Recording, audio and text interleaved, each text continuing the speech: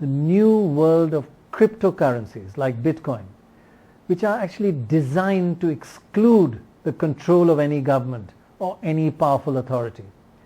They're completely autonomous and a law unto themselves. Ruchir Sharma pointed out to us that there's a kind of generational divide regarding Bitcoin and attitudes to Bitcoin. Nearly 30% of our younger generation have invested in Bitcoins, while for the elder generation, less than 3% have invested in Bitcoin. That is a big difference. So is Bitcoin a serious phenomenon, and could it even be a future currency, or is it just a bubble?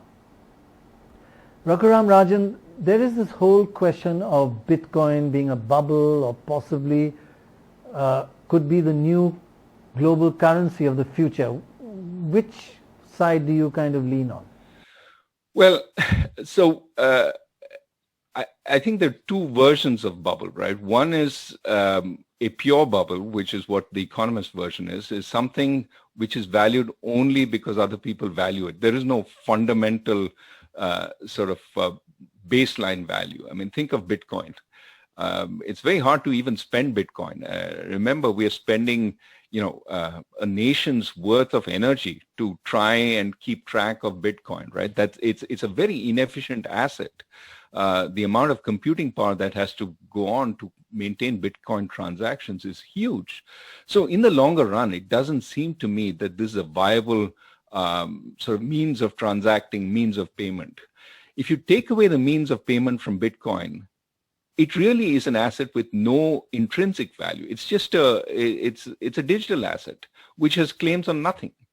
Okay. So people value Bitcoin only because other people value Bitcoin. When Elon Musk tweets positively about Bitcoin, Bitcoin values go up. But it's not as if there's some nirvana down the line when Bitcoin will become the means of payment everywhere. In fact, it's sort of programmed not to become that.